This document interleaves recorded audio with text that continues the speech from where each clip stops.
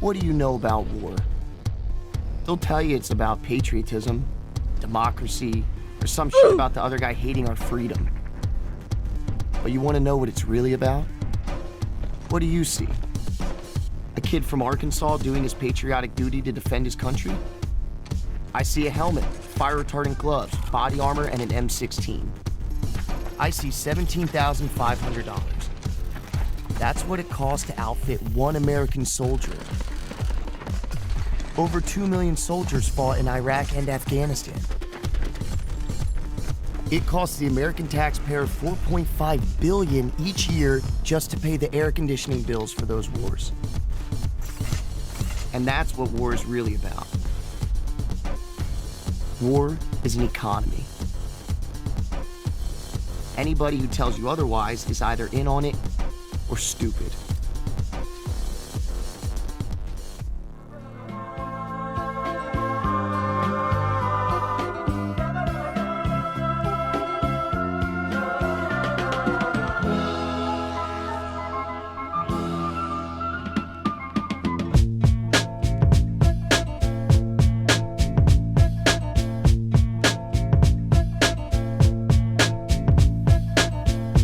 Welcome back, everybody, to the Film Bros podcast. My name is Isaiah Lucas, and I am joined by my co-hosts, Abraham and Nick. How are you guys doing tonight? I'm all right. I'm doing good. Yeah. Good. I'm glad to hear it. What about you? I'm doing fine as well. Yeah. I'm feeling the hustle mindset after watching this. You guys feeling it? I don't know, man. Are you guys feeling like Tony Montana? Guns in the Not at back all. of the car. No? I feel like I'm doing some legal stuff. Yeah? That's why I honestly, it's all legal. Yeah. I feel like this movie alongside... The first half. I feel like this movie alongside another really popular one that I think is heavily influential to this film is like the number one film for like Andrew Tate stans. You know, where like they watch it and they're just like they just grind it. They're look at where they got them. Look at where it got them. I got 4 Bugattis. Yeah, I got 4 Bugattis and sparkling water. That's like, what that is. That's Andrew Tate, Dude. Yeah. Yeah, I feel like people who like maybe really look up to him or like are like in that like Sigma grind set mind, Like in like this movie. love this movie. Yeah, I don't know. This is hustle or get hustled kind of movie, huh? Yeah. And it was okay.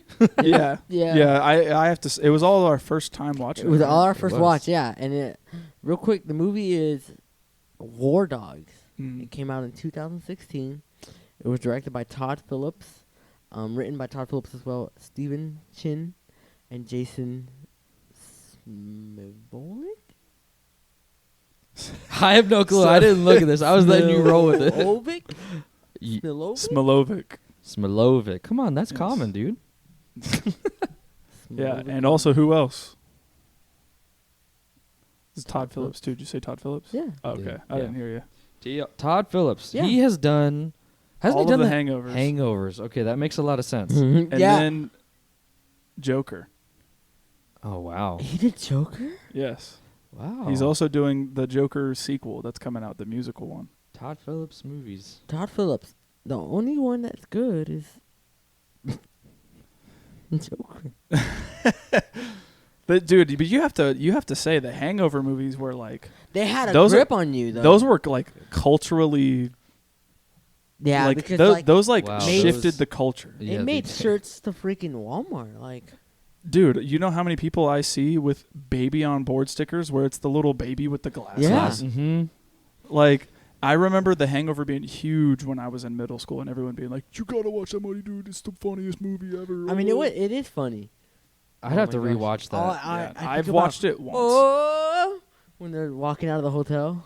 I've watched it once. Yeah, I couldn't even tell you a Man, I scene. feel Yeah. dumb. Like, the only thing I remember is that Mike Tyson is in it. Dude, yes, Mike Tyson is in it. And they somehow made 3 of these movies. Yeah. yeah, I think It one of them happens is, like, to in them 3 Thailand. times? Yeah. That's... I don't know how they didn't learn from the first one. Yeah. I remember the first one, watching the first one. That's really it. But I think I also just didn't have a desire to watch them because when I finally did, I was like, I think in college. And like the hype had died way down for them. Mm-hmm. And so when I watched the first one, I was like, yeah, I could have seen how this would be funny in middle school. You know?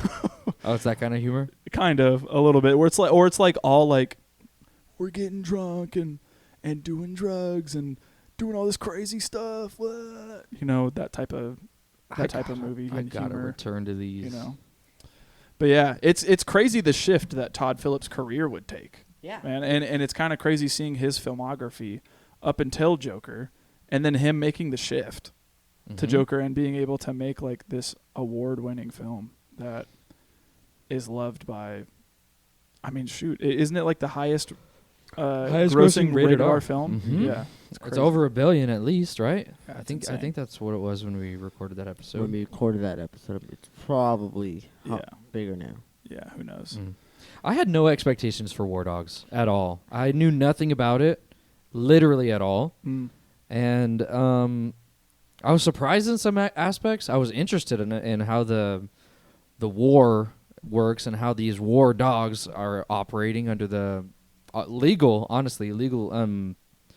like doing all the contracts and stuff. I didn't know that's how it worked and how they can, do certain contracts and get a lot of money for it and all that stuff. I didn't know any of that, and I don't know how accurate it is, but yeah, it's certainly interesting. I agree, and I thought that whole aspect of like learning how these guys found out that you can make tons of money With the crumbs. That quote from Jonah Hill being like, everyone's fighting after the same pie, but no one's going after the crumbs.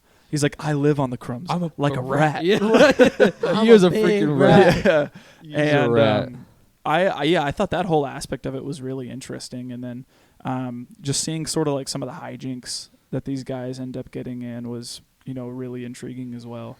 And then it made me want to like figure out like what happens in the end, man, because you guys have got me invested this far. Like I got to see what happens now, And I remember whenever this movie came out, you said it released in 2016.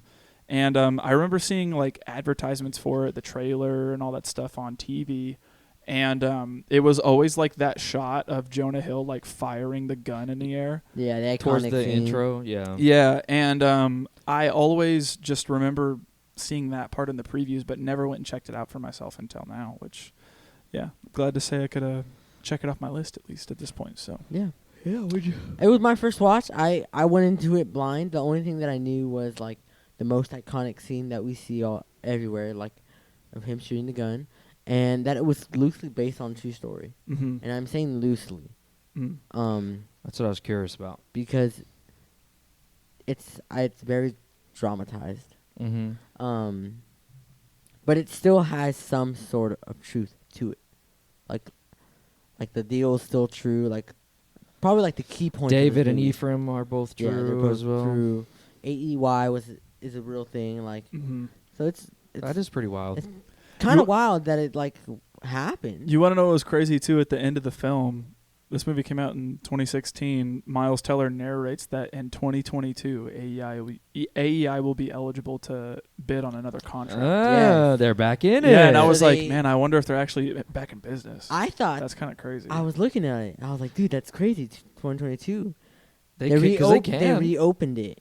They And did. investigated it. So now it's back until 2029. They can't put for another bid. Well, Oh, okay. wow. Oh, I was wondering because they went to prison He went to prison. Ephraim? for only 7 months. No, Ephraim went for 7 no, years. no. Ephraim. You're right. Ephraim went for a long time. No, it was Yeah. 4 years. Yeah, it was 4 years, and then Miles Teller's character David did 7 months months house house arrest arrest. House arrest. because he pled guilty and cooperated. It still Which is seems kinda extremely lenient Yeah. Well, for yeah. the stuff that they But were also, doing. you're providing things to the military. yeah, but it was all like counterfeit. Everything they did was a lie. Yeah, they were literally just drop shippers before drop shipping was a thing. Yeah, with ammunition, Like, drop shipping ammunition and repackaging it. which is illegal. Yes. Yeah. Yeah, that's Who crazy. would have thought? I'm surprised. I didn't do any research, but I wonder how loose this is. I Like, don't know what how events loose. are So- really true? Like, I'm probably the triangle of death is didn't probably. happen. Yeah, I didn't think Yeah. it would. It, That seems very much like this is a movie Yeah. plot, you know? Like, yeah, and well, from what I had read, a lot of like the big dangerous aspects of things were not true to the story. In that these guys, for most of their career, did everything behind a computer screen. Yeah. So like, No, though like as far as I know too, like there were no like trips made other than like the gun conventions. Like they never went to Albania. Oh, from what I wow. understand, like none of that actually ever happened. At least them going there and being involved in it physically. right. But like, as far as them like repackaging the ammo and all that other stuff, That has that that's is true. real. That did Yeah. happen. Wow. But Scumbags. It's kind of yeah, it's kind of crazy. I feel like everyone in this film hates them too. yeah, Like the people they're selling to hate Mhm. them. Yeah, seriously. Call them war dogs as like a derogatory slur kind of deal. Yeah, seriously. Yeah, but they like said they even kind of liked it. They did like they Yeah. they took it as prideful. Mm-hmm. Ephraim is not the kind of guy you want to be friends with. Honestly, Yeah, seriously. No, I don't think so. Yeah, he's portrayed as like a dog eat dog Yeah. character, you know, where he's gonna do anything to get the leg up, and like that's why I say I feel like the people who love this movie probably really identify with like I'm Ephraim. I want to be like him. yeah, and even in the sense of like how Ephraim like idolized Tony Montana from Scarface, you know, and him always being like the world is yours, take what you want, like, you know, that type of mindset. I feel like that also translates to people who like are like I'm alpha, you know, Like grind, like but just nothing is ever enough. Kind Yeah. of deal. Like I gotta grind. Yeah, Yeah, You that's know, when that you whole base all your value off of your wealth and all that Success, stuff. Yeah, yeah. success. If I'm not successful, I'm not even human. yeah, yeah, seriously. So I get it. But yeah, I'm excited to talk about it with you guys and to see what we thought. So, if you are interested in watching this movie, where can you watch it? I actually watched it on Hulu. Yeah, Yes, I Hulu with did too. ads. Hulu with ads. I did too. For I tried free. watching it on YouTube. It advertised it as free on YouTube. I went and checked. And that John lied. Yeah, I It was said curious. buy or rent. Well, there was a bunch of different like uploads. Oh, like different uploads. But the times were all different because on Hulu it said like an hour 52 or something, and all the rest were like hour 40, hour 30. I'm like, and they all had Yeah. like 3 views. I was Yeah. like, okay, Yeah. these Nah, aren't they- legit. Yeah, So I yeah, went so to I Hulu. watched it on Hulu with ads. I did too. So yeah, that's where at least it's Yeah, I streaming. think it for at least whenever I watched it, there was like 3 ads total. Yeah, there was only 3 ads. It wasn't total. too bad. And yeah, just And they weren't sucked in it. like big. They didn't bother me. Yeah, me either. But yeah, if you want to check it out, go check it out on Hulu if you have that subscription. If not, go check it out by either renting it in your preferred platform, or if you got the film physically, pop it in and take a trip down memory lane. If you don't care about any of that stuff, you don't care about spoilers, continue Keep listening. It's up to listening. you. So, with that being said, we're going to go ahead and start with our first favorite scene. Yeah, I want to actually not. I'm gonna skip the beginning. It's not my favorite scene. So if you have the beginning, you're more than welcome to take it. I'm having a hard time. It's just him. It's in the just- beginning, it's like the whole narration It's done. like Yeah. the ending starts Yeah, at the yeah. beginning. Yeah, and it's Yeah. like We could talk about that. later. Yeah, Okay, yeah. so mine is just the iconic scene. When it's after the funeral. We finally get to find out why he's shooting the gun in the air. because they're going to go buy weed. Yeah. Yeah. Well, we don't get told that too. Right, right. So I like it finally because we're like, because every time we see that video, it's just, oh, okay, and it's just him shooting the gun in the air. That's all Mhm. we get. And finally, I got the other piece of the puzzle. I got Mhm. the last piece of the puzzle, and I was like, that makes sense. And it made me like that scene actually because I was like, you got played, and he's like, I can come back at you too, so watch out. Yeah, yeah. So that was my first favorite scene just because I finally got to see I got that missing puzzle piece, and it was satisfying. Yeah, I put this scene in a bra moment for me, just because the whole context of it is wild. And basically, what happens up until this point, we get introduced to our main character named David, who is this certified massage therapist. He hates his job. He took 1 semester of college and quit, and just is really down on his luck. Doesn't really know what he wants to do with his life, and ends up going to a funeral that his old middle school best friend ends up attending, who he hears is now this big shot, making a lot of money and all this stuff. and they end up rekindling their friendship at this funeral. And they, are driving with one another, sitting there smoking, and they decide, like, hey, we need to get some more weed. So they go to this guy that Ephraim knows, try to buy some weed from him. The guy's not answering, and so these people that are around the area start saying, like, he buys his stuff from me, like, come down here and I'll sell you some. So he gives them $300 and is like, you get it directly from the distributor, it's cheaper. And, he's so good. Puts the money in his pocket. And he just continues. Yeah, and just continues talking to his boys. And he's like, "What the heck? Yeah, where's the stuff?" I would have never assumed that. It's He good. paid it off well. Yeah, but yeah, basically like snakes him right then and there, right in front of him, and it starts. Jonah Hill's character Ephraim starts getting pissed and is like, "Yo, where's my stuff? Like, I just gave you $300. Where's my product?" And he starts to being like, I didn't see nothing. Did you guys see anything? Who is this dude? I didn't see anything. Who is this? Get out of here, blah, blah, blah, and all this stuff. And Ephraim takes that as like, he's like, all right, okay, all right, I'll play.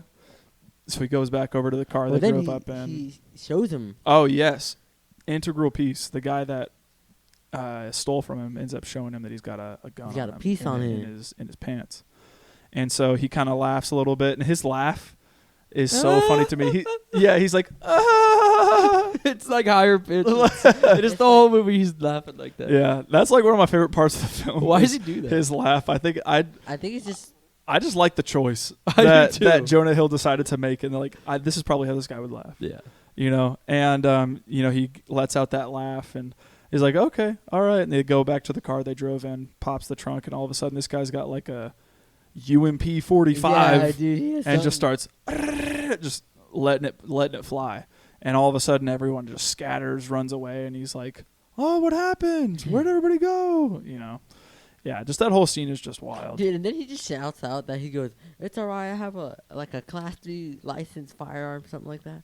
Yeah, because David ends up being like, dude, what the hell are you doing? And he tells him, like, I have a Class 3 firearm license. Something like that. No one's going to ask questions or anything like that. Yeah, it's crazy. But that's my first favorite scene. yeah. Okay. Mine's not until the Triangle of Death. Mine Yeah, too. Yeah. That's my only favorite There's scene. so many, like, the context of this scene is David is like finally getting in. He gets offered a position to help Ephraim with his job. And then Ephraim shows him the ropes on what he does, how he's an arms dealer. Yes. And he goes and he gets different contracts, and he goes and I think he just knows people, makes the right calls, sends people guns, and he gets paid. Mm-hmm. And they're working together. They're getting good at what they do, and they're finally hitting on a really big payday. And David is the one who finds out. He's talking to this general guy, and one of the things they have to do is send 5,000 Berettas to this guy in Afghanistan for the war. And they got it all on lock. They were ready to go. They're gonna make how much money was it? Like It was $3 million. $3 million for the contract. Yeah. Insane. They were gonna make $3 million on this contract, and the guy calls him and he's like, "They better not be coming from Italy or from Italy. From Italy, right?" Yeah. And he's like, He goes, "Yeah." He goes, "Yes, sir, they are. He's like, that's a real big problem. Manufactured and shipped from there." Yeah. And he's like, basically tells him, like, well, that's a problem because now there's an embargo. Can't do it. They don't, they aren't shipping any of their parts or anything like that directly to Afghanistan. Yeah. So now we need to figure out what to do. They both think of the bright idea to go to get where the guns are, pay the guys off to get the guns to Jordan so they can drive or I guess they wanted to fly him at first. Right. Fly him from Jordan to Afghanistan because nobody would think twice from sending guns from Italy to Jordan because there's no embargo there. Mm-hmm. So they decide to do it, but there's a wrench in it. They can't fly them. Right. They got to drive them. They got permits and they're expired. Yeah. Oh, Lord. And it takes 6 weeks to get another permit to fly cargo. Yeah, and they can't wait that long. Yeah. Not during the war. Yeah. So they end up, Ephraim was like, we're rats. We got to do this. Let's do it. We got to find a way. And they find a way, but it's not a way that... They're smuggling, pretty much. Yes, Yeah. they are. And they take Marlboro Man, Marlboro? the best smuggler in all of Jordan or whatever. Yeah. He had to be dying. Yeah, I this was my favorite scene out It's of the good. whole film here It's too. really good. And I love just whenever they're on the road, he keeps I think David is asking Marlboro, how dangerous is this? And he's like, oh, 50-50. 50-50. Mhm. And he's like, 50-50 what? Like 50-50 we live, we die? And he goes, yeah. And he's like, what do you mean? Why is it 50-50? Yeah. And then Jonah Hill's character is like, he probably doesn't even know what 50-50 means. Just quit asking him. We're going to be fine. And I even loved the scene whenever they end up getting stopped at nighttime. Oh gosh, yeah. And they That have to whole bribe scene, 'em. yeah, and they end up bribing the guys that are holding off the road, and Yeah. it's a butt clincher, It dude. is. Like the entire time, I was like, are they gonna get caught right now? What's about to happen? Who knows? That's why they call him the Marlboro Man. Yeah, it's Yeah, he gave Yeah, him he- cigarettes. yeah. You gave him 2 cartons of cigarettes to let They him were go. Marvel. Yeah, so they end up getting all the way to this gas station, in Baghdad. In Baghdad. Oh yeah, it's somewhere extremely dangerous. Yeah, where they say gas is free. And I remember hearing Ephraim being like, dude, see, gas is free here? Man, I'm thinking about buying a place out here. This place seems sick. Gas is free. You can eat cheap and all this stuff. And we end up finding out why the gas is free. Because Nobody's there. there's no one there to Duke got protect it shot. because It's a war zone. yeah, it's an active war zone, and there's full-on terrorists patrolling the area to make sure that nobody's getting in or out. Mm-hmm. And so they end up going to this gas station. They fall asleep there over the night, and they can't find Marlboro anywhere. And so, David ends up waking up. He goes and checks this little convenience store that's there. He's looking around. There's no one there. And then he ends up finding a dead body Yeah. and starts freaking out. He tries to, Fallujah. Oh, in Fallujah. There Yeah. we go. So he, freaks out. He goes and tries to wake up Ephraim, and he's not really responding with the quickness that David thinks he should. Oh, it's kind of pissing you off too, because Yeah. there's so much tension going on. He's Mhm. on the phone with his wife, Mm-hmm. and they're already in turmoil. And she's like, "Oh, he's supposed to be in the hotel getting breakfast, Yeah. and he's on this dangerous mission." And then he sees freaking 2 caravan of cars of people in guns driving. Don't know where Marlboro Man is. They have 0 gas. Yep. Everything is against them now. Mhm. And Ephraim is just like, just taking a pee, leisurely walking back. Yeah. And they take off without Marlboro Man. And this is I what love kills this. me is they literally are running, and that car looks whatever you want to call it, car, trailer, truck. It's going, and you can see it like struggling. 'Cause It it has is. no guts. It's Yeah. Yeah. and out of freaking Marlboro Man is like, run. puts the gas in. Yeah, he That's hops in the like- freaking bed of the truck and starts pouring it That's out like a Mad outside. Max all type you, thing, all right? you Yeah. really hear him says, "Fallujah bad, fast, go!" Yeah. Oh, good stuff. Yeah. I love this whole scene. And then you hear, They would not have been. Yeah. "Some folks about," Yeah. and that's all you hear. And then you see, Every war movie has to have it, right? of course, Yeah, it's seriously. like Like, if it doesn't have it, is it a war movie? no. I don't know. It's hard to say if it is, if it doesn't have it. Yeah. But yeah, eventually the boys in blue Save 'em. Boys in come- blue, the boys in green. Well, isn't that what they call like veterans or something like that, or is that cops? Boys in blue. Who knows? I have no clue. I don't know. Yeah, I I don't don't even keep know. up on the lore.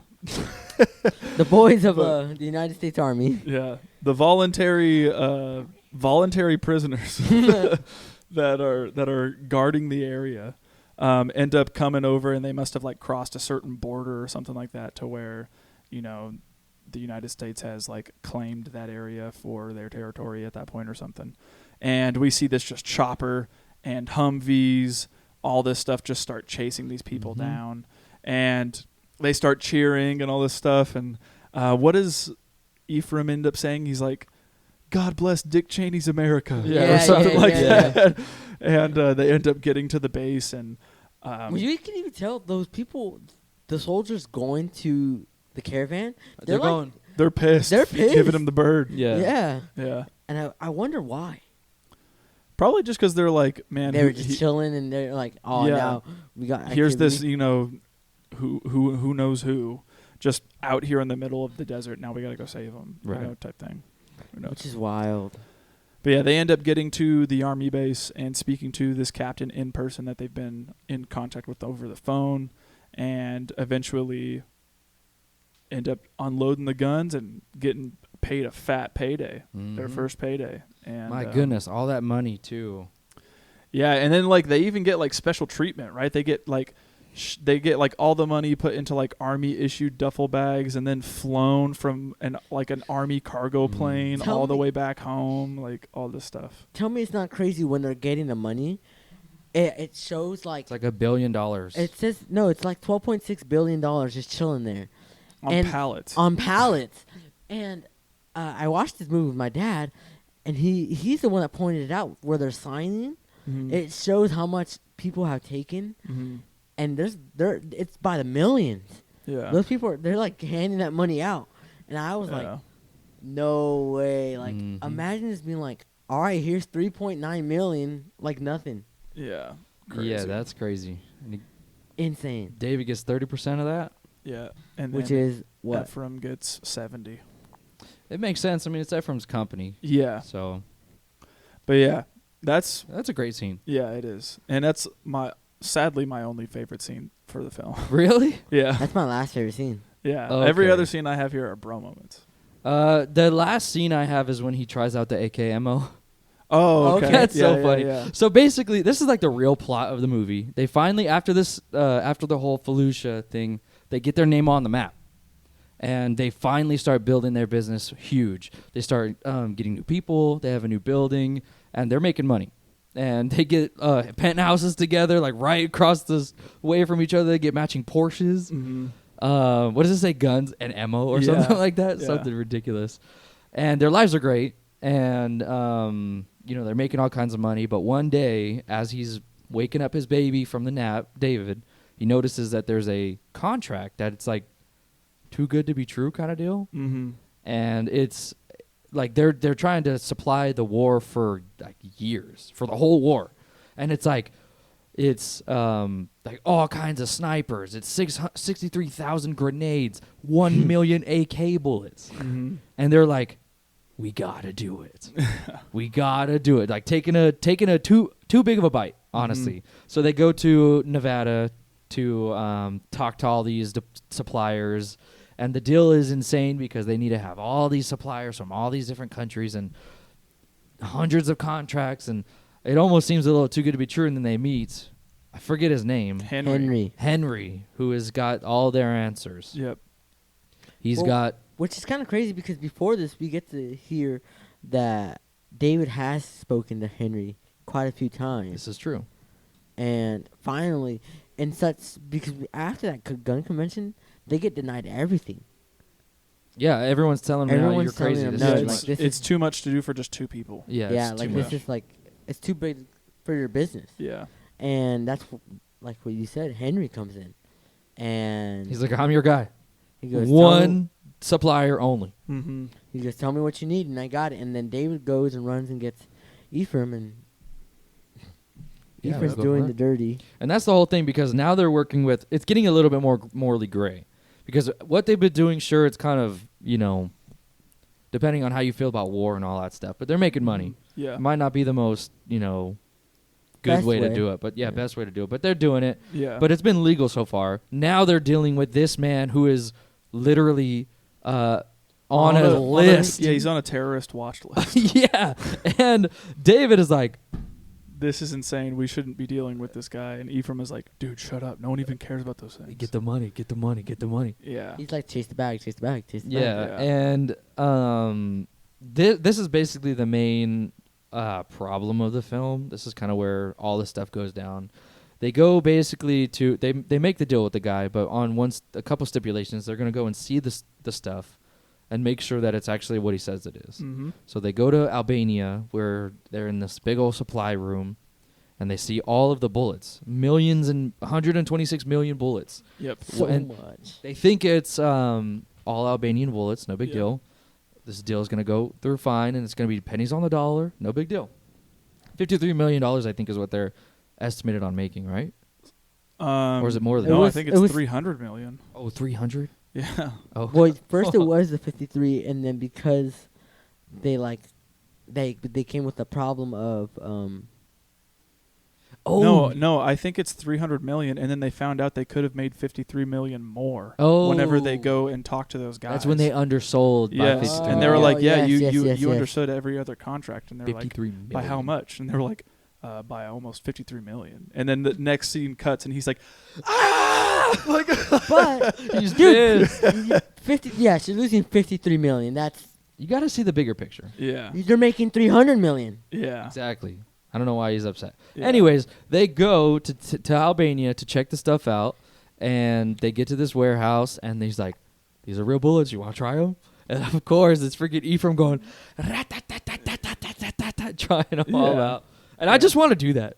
yeah. It does look fun. I've always wanted to shoot an automatic rifle. Yeah, and just hold it and Just once in my life. Yeah. I know it's ridiculous, but I just want to, like in an open field, I just want to go, grrrt, grrrt, Yeah. you know, like, there's something in me that makes it seem like it would be fun. Yeah, Yeah. no. I 100% agree with you. Or like an RPG. Tell me. I don't know about an Yeah. RPG. That I think would it'd be kinda sick. cool Would to be throw a cool. I kind of grenade. want. I would have throw a grenade too. to I be able think I to would- say you've done it. Yeah, I would think I want to see how far I can throw a grenade. Yeah, I'd love to do that. gotta be able to throw it far, man. The shrapnel's gonna fly. True. Yeah, But I think that'd be cool. yeah, this is a fun scene Yeah, that's one of my favorites. Just seeing Ephraim in slow motion, in just pure joy.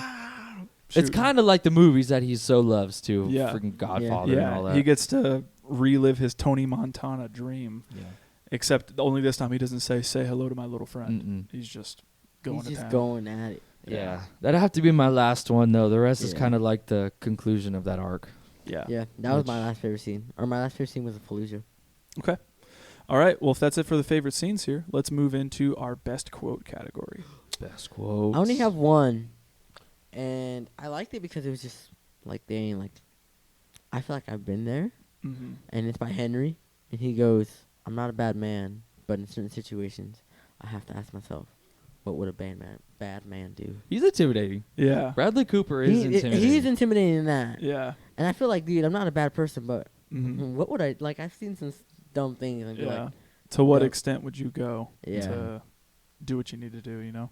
Like Yeah. one time, I was in my little red car. You know, you guys remember my little red car. I was cutting traffic, and I almost hit a trailer. And it'd be like, do I do it or do I not do it? It's like, Yeah, I get you. Yeah, I had that down as well as another one that comes from Ephraim, and he says all the money is made between the lines. Mm-hmm. And I feel like that's just kind of like, if a quote was to encapsulate what this movie is about, it's that right there. Mhm. And that like all the money that we're making or all the success that we are feeling right now isn't necessarily wrong, but it also isn't necessarily right. Right. You know, it's in that, like you had said, Nick, that moral gray area Mhm. where like you kind of have to be it's ambiguous, you know, and you don't really know how to define it. So Mhm.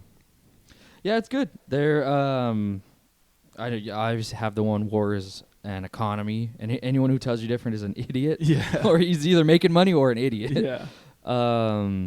And then obviously when he says, "This isn't the crumbs, this is the whole effing pie." Yeah. When he sees the deal, that's good. Mm-hmm. I Yeah. think that's it for me. yeah, 50-50, bro. 50-50. Yeah. What that one where he's like, "Hey, tell him I'll give him $100 for those sunglasses." He's like, "Crocodile." He's Yeah. like, "No, it's an alligator, right?" Y- Or No, it is a he- crocodile he- for Lacoste. Yeah, and he's like, "It's crocodile. It's Lacoste. I like fancy stuff." That's my deal. Yeah, Yeah. yeah, yeah. That's about it for quotes from me. Yep. You guys got anything else? Nope. All right. Well, this is a lot of where I have a chunk of the movie here is in bro moments. Okay. I have some And bro moments here too. My first one is getting brought into the licensed massage therapist world. yeah, where yeah. where we're waiting for David's first client that we end up seeing, Yeah. and you know he's massaging him and all this stuff, and he's got a towel on his butt, and he's obviously naked during this, Right. and the guy ends up like pulling his towel off and just letting his butt out, and he goes, "Sorry, it fell." No, it's just like, oh man, I can only imagine that, you know, people in that profession get that kind of crap all all the the time. time. I literally put that. Sucks. I said the towel dude sus. Yeah. I don't know what he It's expected. literally screaming like Jeffrey Epstein type stuff. You know? Yeah. It's just awful. I had whenever he starts by saying like the whole war's economy thing, he's like, "You see a soldier, I see $17,000." Yeah. I was like, "That's insane for just one soldier." Yeah. $17,500. Yeah, and he's like, he basically goes on to say like, yeah, on average, this is how much a soldier costs. They have to have like a certain grade of weapon, a certain grade of body armor, these fatigues, boots, you know, all this other stuff. Yeah. And like, I think he even goes on to say like, it cost the average taxpayer $4 million just to run the air conditioning on like all these bases in Afghanistan, which is insane. Blew my mind. Yeah. Another, or you got one, Abe? I just want to hit it real quick. Do it. Bro, I wish I was David. I want to be David. Because of his wife. Oh, because of his Ana wife. de Armas? Ana de Armas, his wife, is, right? Yes. That's her name? Yes. Ana de Yes. Armas is, and I wish that was my baby mama. Speaking of baby, that's crazy. Yeah, they end up getting pregnant. They end up getting pregnant, yeah. Yeah, that's a huge one. What about, do you guys know Dan Bilzerian? Dude, why is he in this movie? Dan Bilzerian. Him Where in the did that from? freaking club after, what's his name, tries to hit on that chick in the club and is like, Oh, and he comes up and socks him? yes. Dan Bilzerian is like in the same vein of like these like alpha mindset That looks like guys. the that Chad meme. Yes. What's the guy's name? The Giga Chad Yeah, guy. Giga Chad. It does. Yeah, he's in like the same vein of like these like Andrew Tate like slanted guys where they're like, I hustle and I make my money and I screw hot women every night, you know, and all this stuff. And I remember people in high school, when I was in high school, being like, I want to live He's like 42 years Dan. old, bro. Yeah, people like, he has these YouTube videos where like they like talk about his lavish lifestyle of like being with all these women and gambling and smoking cigars and shooting machine guns, and it's like every typical like alpha guy, you know. But I remember people in high school. I've never seen this man in my life. I remember people in high school my age and older being like, I want to live like Dan and like all this crap. But He's shredded, though. yeah, seeing him in this, I was like, what the heck? What is Yeah, he doing I was here? like- But then I was also like, I'm also not surprised though. Mm. Like, I feel like if he was going to be in a movie, this would be This is the movie for him to be in. yeah. Yeah. Another one for me. Whenever, well, we kind of already talked about it a little bit, but whenever they get stopped smuggling in the middle of the night was a huge moment for me as well. So obviously they get this deal with the Pentagon. So the big deal is with the Pentagon. We didn't even say that. And they have to, since it's such a big deal, they have to backtrack all their information. And they never that's did. ridiculous. So They the have bro no moment for proper me books.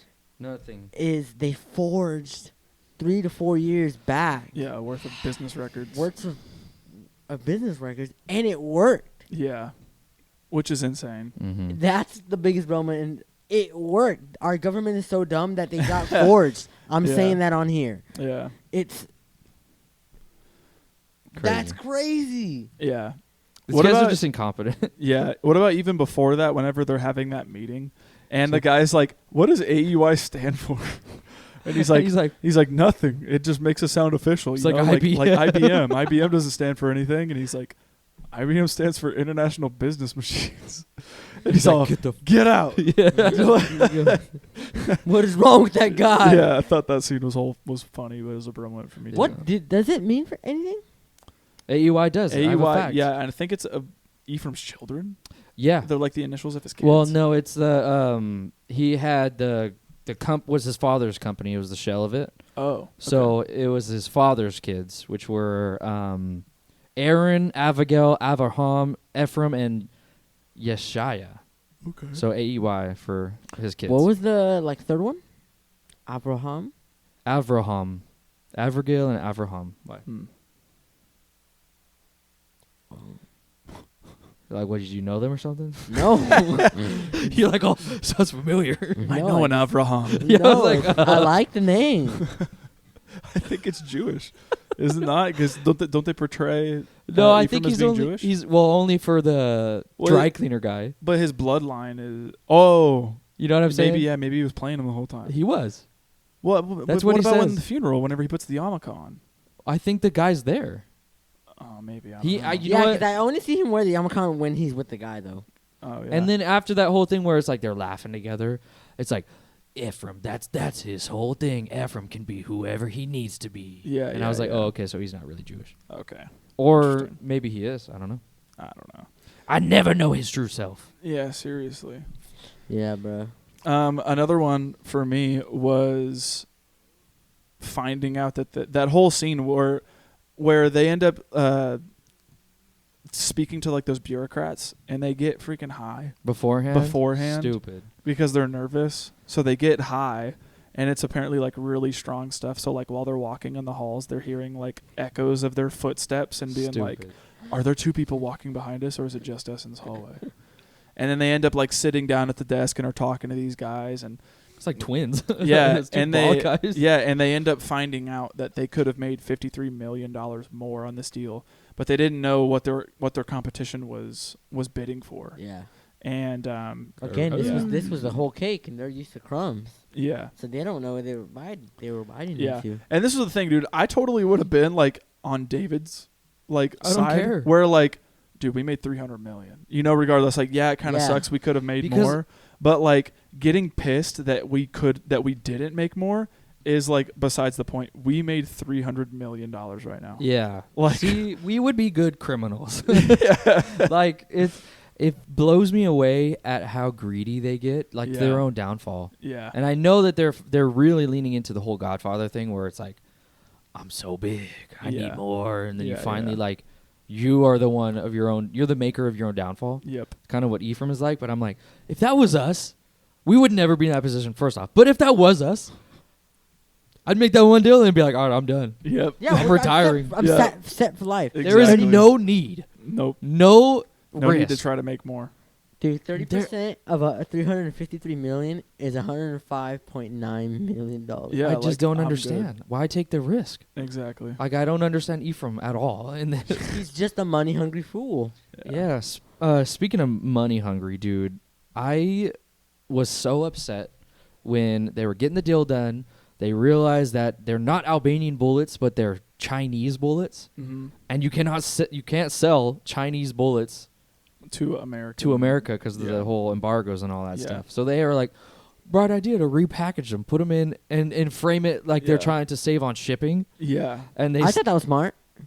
it's a good It idea. is a Well, good business idea, but they totally play freaking homeboy that's packing the stuff. Yes, and that was my bro moment. I Yeah. hate. Well, it's a couple bro moments within this. One of them is him Yeah. not paying the guy, or Yes. him. They're saying like, okay, what's your price? He says 100,000, and they lean to each other and they're like, Yeah, and like the narration is like it took everything in me to not laugh in the guy's face, and I was like, man, that's crazy. And then them being like, what do you want to get for dinner tonight? yeah, do you know a good spot? Yeah, and then Like, well, being 'cause like, dude, like they're. I think he expected to ask more. Oh yeah, Well, yeah. And so when he shot 100,000, they were immediately like, deal. We're gonna make We just were doing this alone. We're ju- gonna net profit Make $3 more. million. Yes. So it makes sense. That's a bro moment. Him never getting paid, but him when the whole thing was going down when they were manufacturing or repackaging, and Ephraim is back in. I think where are they based in? I forget. Miami. Miami, Mhm. Florida, and David's in Albania still, and they're going through it all. Freaking, he calls him, and Ephraim's like, "Oh, I'm thinking about a way to cut Henry out of this deal. He's Jack, he's a Jack. Hey, let's cut him out." And David is like, "No, everything's working fine. We're a well-oiled machine. Just don't do anything. Yeah. We're making money. He's making money. It's a win-win-win. Yeah. Just don't do anything." And then he's like, "Oh, okay." And he goes into his office and finds that Finds contract. the partnership agreement and freaking destroys it. What a Yeah. what rat. a rat. Yeah, which then it only brought to my mind, this was taking place in like 2007, 2008. There were scanners. Scan that document, bro. Yeah, it doesn't make Like sense. do not only just have a hard copy.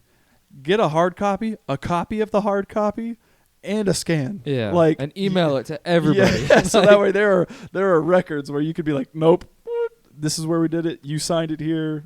all that stuff. Yeah. It blew my mind that it didn't cross his mind to be like, I should scan this. Or why would you just leave it there? Yeah, like in the top drawer. I don't know. You Maybe know? he had like that wild delusion that Oh, he's I my don't know. he's my guy. He's my best friend. I don't know. Yeah.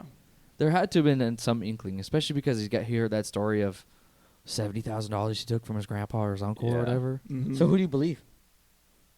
I believe his other family. Yeah, I believe. That says like, oh no, it's the other way around. He stole 70,000 from my uncle or something like Yeah, that. I right? believe that. 100% believe that. Yeah. Well, my last bro moment is finding out that the guy who doesn't get paid snitches on them. What about Boschkum disappearing? Dude, I The love driver. Boschkum. Yeah, he like literally set them up for like everything. He was Like he was businessman. like, you need a shipper? I know a guy. You need this? I know a guy. And like was able to just get everything for him. Homie pulls up to David's With that hotel room McDonald's and was or like, whatever? this is our version of McDonald's. And He was it's so wholesome. yeah, he was great, man. And to find out that he ended up disappearing and no one ever found him or talked to him, no one ever found a body, His nothing. wife was worried about him. Yeah, sucked. That was a bro moment for me. It was a bro moment. But yeah, lastly, ending up finding out that what ended up doing them in, which honestly feels like Kind of rewarding. like humble pie, you know, in this sense of the word, is finding out that the person that turned them in was the guy The cheapest. Yeah, was the guy who didn't end up getting paid. It's ridiculous. And yeah, had they done that and had they not as been as greedy, It'd be fine. yeah, literally, they say that because that guy tipped off the FBI, it launched a whole like new investigation, and they started like looking into everything. And like, had they not done that, they probably would have kept going. Mhm. Like if it wasn't for him, you know. It's Yeah. crazy. What about? Did you guys think it was a big slap in the face for him offering him only $200,000 over 4 years? Yeah. Yeah. Dude, It's so no. ridiculous. Yeah, and He's like he "You know only what?" gets $50K per year. Yeah. 200,000 total. Ephraim walks in there like After a like saint all of too. the millions that they've made. He walks in Yeah. there like he's like, I'm a saint. I just made $300 million, but I'm sitting here and I'm gonna offer you only 200,000. Yeah. And then that's when David is like, "You mother, like, why are you joking about me? Mhm. Like joking like this? Yeah. Isn't it a bro moment too when we find out that Full is wired." yeah, the guy's wired, and he starts saying like, I could take us both down. Mhm. I've got You mean pho- we? Yeah, and he's like, I've got photoshops of all of the business records that we forged, all of this stuff, this, and this, and that also ends up doing him in. It has him like dead to rights, Yeah. is what Miles Teller ends up narrating, and yeah, just only adds on to the pile of evidence that these guys have against them. Yeah. My last one was just hearing the what do you call that? Their punishment, pretty much. Oh yeah, Hearing that David gets 7 months of home arrest, mm-hmm. so he still gets to be with his family. Yeah, because And he ends up pleading guilty and, Yeah. and cooperating. and Ephraim gets 4 years. Yeah, saying that he was not guilty. Yeah. Yeah. I was also surprised about the ending, like the ending, because David goes back to becoming a massage therapist or whatever, and then he gets a client, which is Henry. Mm-hmm. And Henry is like, "Thanks for keeping my name out of your testimony. This is your pay." Mm-hmm. I was like, "Does he take it at the end?" I don't would think that's so. what, I don't think that's what he's implying. I think I don't know. The last question he asked is, "Where was my driver?" And then he pulls out the suitcase. Yeah. And then he says no more questions after that. Mm-hmm. Oh. So I think he killed the driver. The Poor driver didn't Bashcam. need it. Yeah, he didn't need it. He could have survived. Yeah. That's what I think, because the last question he goes, "Hey, I had this driver named Bascom. Where's he at?" And that's when he literally No more gets up, questions. pulls out the hat.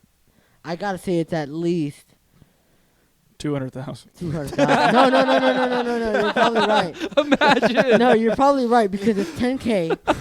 It's 10K, The irony. 5 across, and they're probably too high. That's 200 grand. Yeah, I don't know. So You think I he took it? I think. I no. think he did. I think he did, but for sure, he bashed me He's a down. war dog. Yeah, but that's the end of the film right there. That's it. So, yeah, that's it for bro moments for me. Yeah. If you guys got any other ones, No. we will move on to Facts with the Bros. Yeah, let me hit you with this real quick. It took $40 million to make this movie, which I think is Yeah. kind of a lot. It is, but movies don't get made for that much now. They either get made for like $100 million or $2 million. Yeah. Like, there's no in between anymore. You Yeah. can't make like a mid-budget movie anymore. It either has to cost like a huge amount of money or little to no money, and make a lot on return. Yeah, so opening weekend for the movie, about $14.6 million. Gross U.S. and Canada was $43 million, and gross worldwide is $86.2 million. Wow. So it made its money for sure. Yeah, definitely. Yeah, I thought that this was wild. The real David Packows ends up making a cameo in this film. Yeah, and so what we've come to find out that David tries to do before he ends up linking up with Ephraim is that he tries to buy these like high quality bed sheets and then sell them to a retirement home. And there is a shot of this guy playing a guitar for elderly people, and he's playing Don't Fear the Reaper, and that's actually the real David Packows making a cameo there. And I even laughed at this scene too whenever the manager of the place is like, they're going over the sheets and stuff. He talks about like lizards. Yeah, and he's like, have you ever felt like the skin of an 82-year-old man? And he was like, yeah, I've had clients that are 82 years old. And he's like, okay, so you know how their skin feels, right? And he's like, yeah, exactly. And he says, why would I want to wrap a lizard in cashmere? is cashmere supposed to be nice? Yeah, cashmere is like a really expensive fabric. But he's like, would you wrap a lizard in cashmere? Why would you expect me to? Yeah. I thought he was gonna say yes.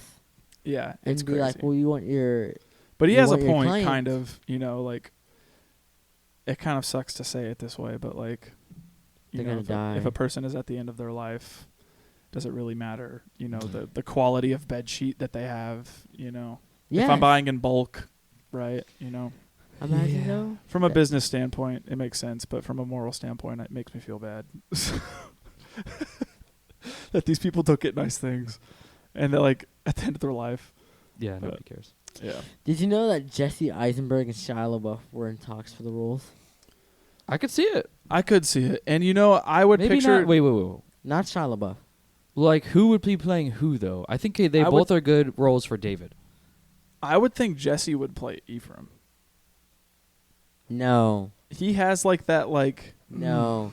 Shia LaBeouf would play Ephraim. because like, No, because I don't see them. I don't see either of them. really. No, I don't think so. I could see him playing Ephraim just because of what he did with Mark Zuckerberg and The Social Network. But he was more.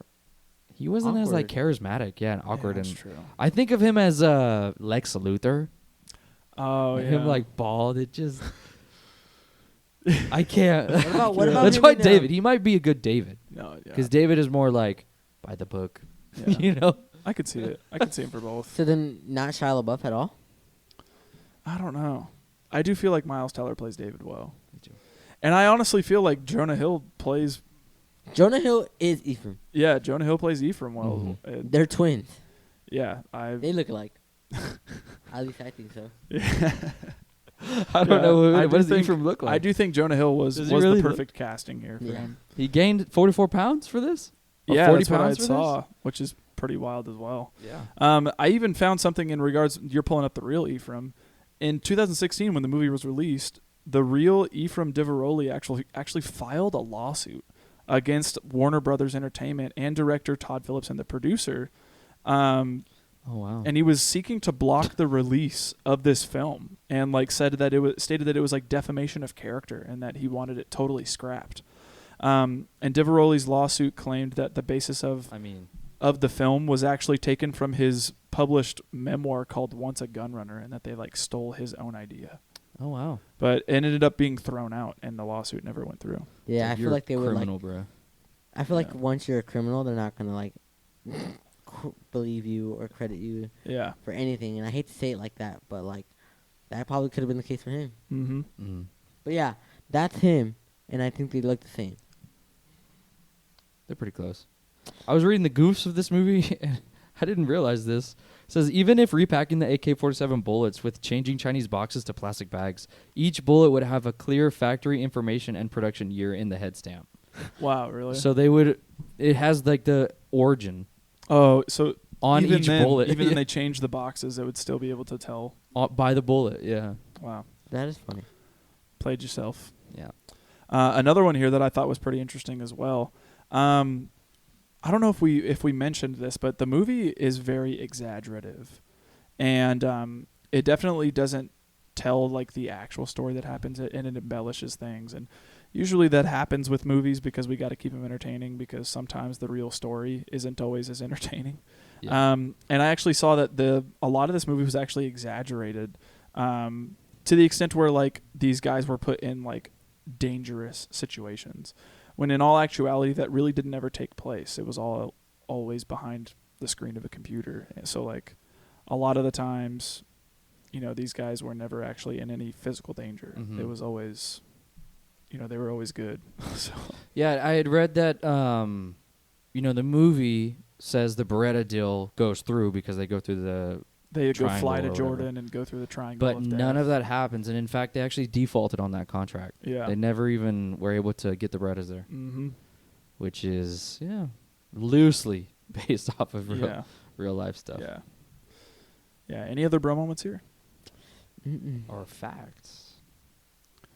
Yeah, the only other one that I have is that I thought this was pretty interesting, but I don't know if this is her first role, but Ana de Armas at the time, whenever she got the role, didn't really speak any English. She actually barely spoke any of it at all. And apparently she ended up learning her lines phonetically. And the makers caught wind of this whenever a line in the script was changed and she didn't know how to properly pronounce it or even have a basic conversation about the line. And so her management immediately ended up putting her through English lessons. And afterwards, she said that she had to end up mastering the language in a super short time because her life depended on it. Oh, wow. And she wouldn't have kept the role had it not happened. Yeah, I wouldn't.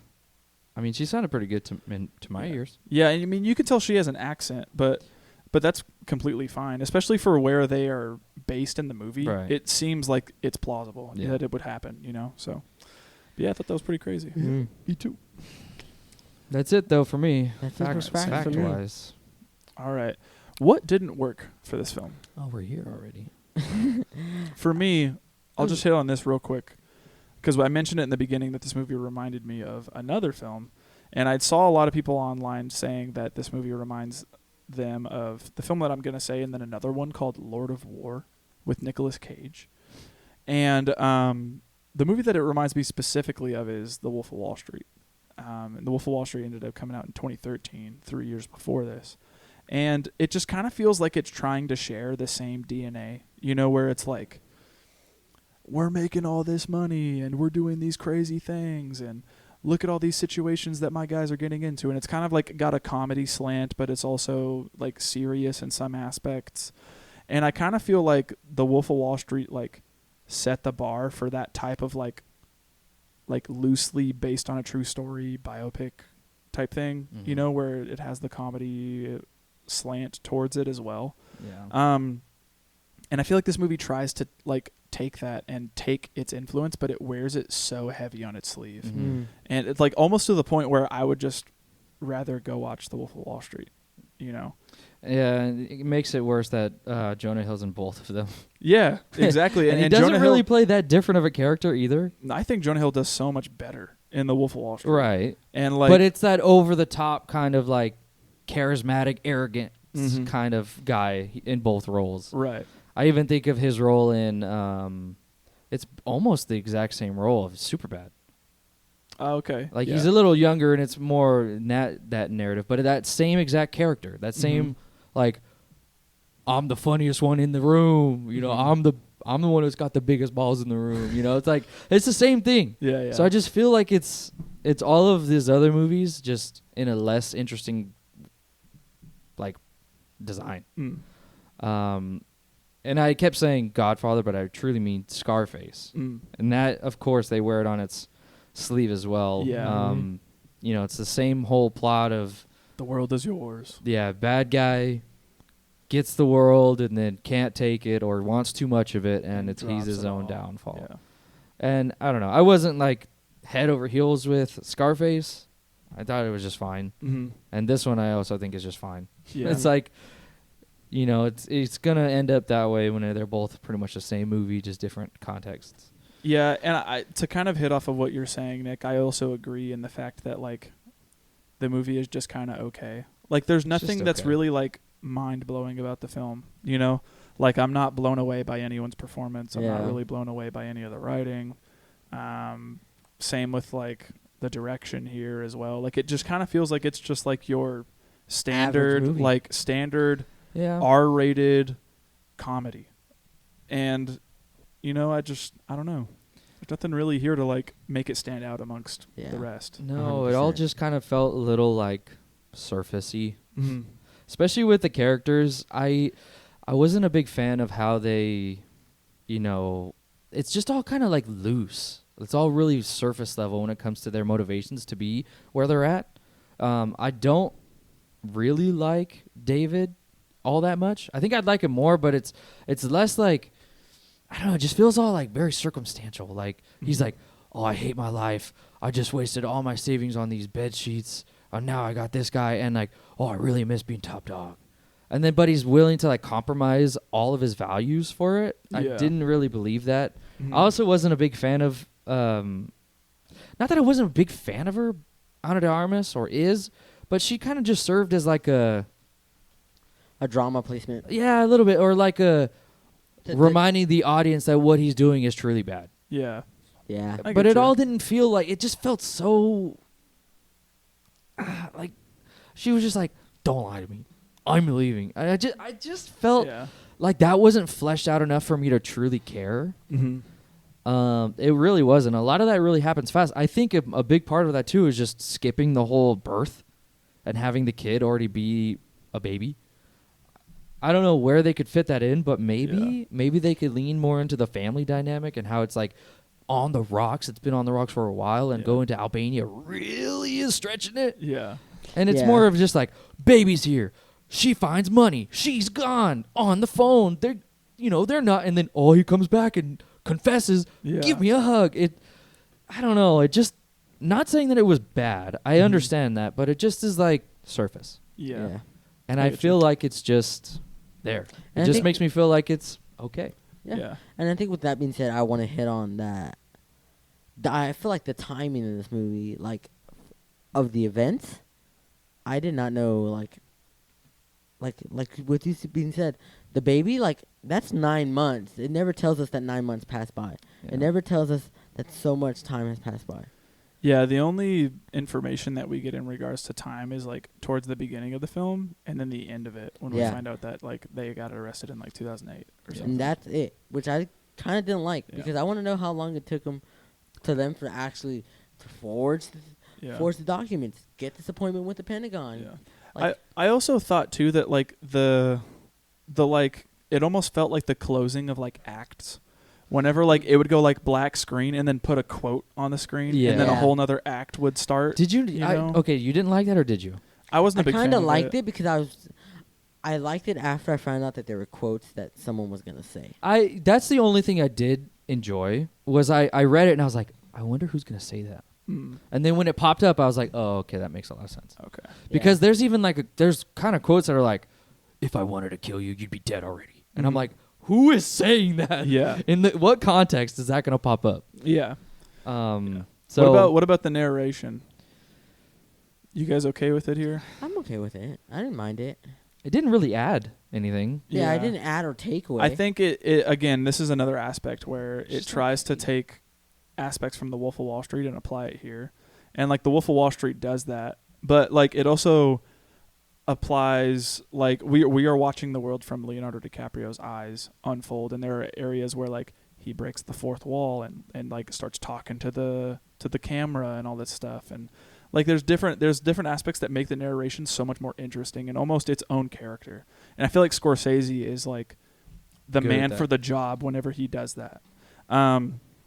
But for here, like whenever it first starts, I felt like it was gonna go into like this like You see Yeah, this guy right there? yeah, like where it's gonna be like a record scratch, like you see this guy right here? Yeah, that's me. My name's David Packwith. You're probably wondering how I got in this situation right now. And it's like it feels like it has that vibe to it. Yeah, and I'm just like, what am I watching right now, dude? This feels like a low budget, like someone didn't know how to introduce the movie and is like, let's just write this on the nose, you know? And speaking of that scene, it only accomplishes to get the audience's like captivation, right? Yeah. Otherwise, it's just is like not really. Yeah, it opens up and there's like, oh man, this guy's got a gun to his head. And then, we watch the whole now. Yeah, and then we watch the whole movie and we find out that it was Henry the whole time. But even still, it's very inconsequential scene. It's like, I mean, it's kind of crazy, but it's just nothing really comes about it. Yeah. It's just kind of falls flat in that way. Mm-hmm. You start the film with it. It's something that's like it's gonna be the climax, and then it happens, and it's just kind of like, oh, yeah, like okay, that happened. Yeah, oh, okay, yeah. I don't know. I just question it. Yeah. All right. Anything else for what didn't work here? I hate that it's like dramatized. Okay. Are you wishing that it was like more into the comedy? No, I wish I knew more. I want to know more about arms dealing. I want to know what it. You gotta watch Lord of War. I want to know what it takes to like this fool knows everything about weapons. How there's no way you're gonna just obtain that information in a couple hours. You've been doing it for a while. Yeah. Like I want to know how he got to that with his uncle. The backstory. I want more. I guess I want more meat. Okay. That makes sense. You got to dive into the memoir that it was based on. Yeah. All right. If there's anything else left for what didn't work, then let's move into what did work here. And personally, I have to say, I thought the cinematography here was really was nice. Yeah. The movie was like gorgeous to look at, and it was very beautifully color graded. Like I loved certain scenes when like they would be in a parking garage and like the lights are very obviously like this like greenish blue tint and like just the movie just looks pretty in general. And I was a fan of it. And there was a lot of scenes too where when action would pop off, I was able to like stay focused on what was happening and know the stakes of everything without being drawn away by shaky cam or anything like that, So okay. I like the dynamic between Miles Teller and Jonah Hill. Yeah. I think that they're enjoyable to watch. I like them kind of reconnecting and growing a business together, and I think it's funny some of the stuff they get into. The comedy, I think Jonah Hill really kills it with his character. Yeah. He's like a kind of guy where you hate him but you love him. Yeah, at the same time, he carries the movie. He does. Yeah. Unfortunate. One thing that I do like is the story. Like, if this was written differently and like not as like chaotic, I feel like it'd be amazing.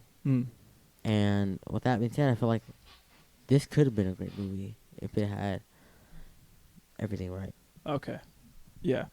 Another thing for me that I did enjoy was the soundtrack / like score choices. And I was curious because when I was watching some of the movie, I started to notice, I was like, man, some of the score that they're putting here kind of sounds like Drive. And I was like, it's like almost like really similar. Like it sounds like super atmospheric and like synthy and kind of droney in some parts of it. And I went and looked up the score for the film, and there was not one. There was only a soundtrack. And so I was like, okay, so then I could start going through the soundtrack. And then I recognize they literally picked songs from the score for Drive and put it on here. And like some of the composer's name is Cliff Martinez. He also did work for movies like Contagion and a couple other films as well. And they took a lot of his work specifically from different films that he created for and like got the rights for those and then used them in their film.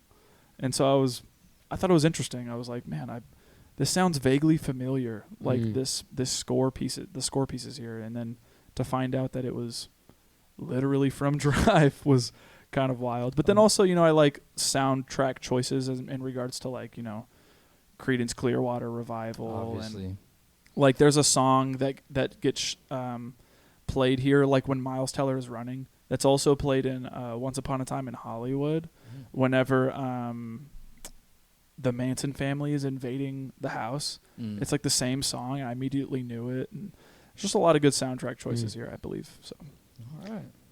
Anything else? No, I think that's going to be it for me for what did work. Okay. Who wins the movie? Jonah Hill. Yeah, Jonah Hill is Ephraim. Me too. Just because he's the most charismatic dude on screen. Yeah. Yeah. Like, especially when he's like, hey, girl, let's just skip the part. Like, this is our third date. Yeah. Yeah. And he's really trying to get She's some. like, she's like, what do? I'm an international guns dealer, but you already know that. We're on our third date. Come on. I'm like, Yeah. it's just, he's just funny. Yeah. I agree. I don't want to be like him, but I kind of want to be like him. Does that make sense? Be like him in all of the right aspects and Yes. never wrong. All of his good traits. Just give me his money and I'm good. That's the only thing good about him. All right. What are some themes here? Greed. Yeah. I put like taking risks and what that potentially entails. Like sometimes risk can pay off, but then also risk implies that there are some bad sides to it as well. Yeah. And more often than not, we get to see the bad associated with what the risks, at least in this case, that they're taking. So, Dude, every time I think about that, it's no sacrifice, no victory. Oh, yep. Transform. That Sam Witwicky. You know how many times I've said that from that episode? It's like a new chant for me. Like I'm at the gym, I'm like, that's the new meta. I'm at the gym, I'm like, no sacrifice, no victory. I'm doing more reps. Who's gonna carry the boats? It's the same thing. Same thing, man. Turn into David Goggins. Oh, it's good stuff. Any other themes here? I didn't write anything down because I didn't know what to write down. Honestly, for a movie like this, I Yeah, just no thought say. of straight greed. Yeah. It is very surface level. Working with snakes. Yep. All right. What are we rating this? I gave this a 6. I also gave this a 6. I'm gonna give it a 7. Just middle of the road 7. Okay. All right. Alrighty. Well, if you stuck all the way to the end, we appreciate you. If you're watching on YouTube, leave us a like, comment on the videos, and subscribe to the channel. Yeah, You guys- subscribe. Yeah, we've noticed a nice little influx in subscribers, which is Yeah. nice. So we appreciate that, and all the love that we recently got on the Transformers episode. I was Dude, very yeah. surprised. I'm glad you guys are listening and enjoying. Yeah. So hopefully this carries over, man. You guys keep on watching because it was a nice confidence boost to yeah, be like, I felt so happy. yeah, We all were texting throughout those 2 days that we first yeah, right uploaded. after uploading. And Yeah. the first 2 hours, I think you said 500 views. Yeah, and then And in the last in the first 2 days that it was uploaded at 2,000 views. Yeah. People Awesome. love Transformers. Yeah, which is just that's crazy numbers for us. Yeah. And what we are normally used to. So we we thank appreciate you. you guys yeah, for seriously. checking us out and for giving us the time of day, because ultimately it's seeing you guys reciprocate and watching the stuff and also liking and subscribing, it helps us out and lets us know that you guys are liking what we are doing genuinely. So Yeah, it means a lot. means a lot, and we are not the biggest podcast in the world. We are just 3 friends sitting around a table Talking. That's That's about it. It's Cuts. Yeah, it's very inspiring that people want to listen to that. So Yeah. we Hey, appreciate you Revenge guys. of the Fallen ? Yeah. Let us know. Let us know in the comments what you guys want. If they want it, who knows? Yeah, but yeah, if you're listening on the YouTube, like and subscribe, comment, hit the bell notification so that way you guys are notified whenever we upload.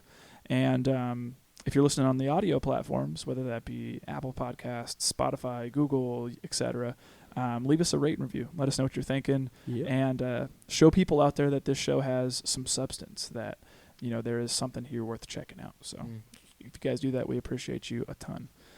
If you want to get in contact with us, if you want to reach out to us on not a public platform, You can click into our episode descriptions and follow us on Instagram. You can follow us on Letterboxd or email us.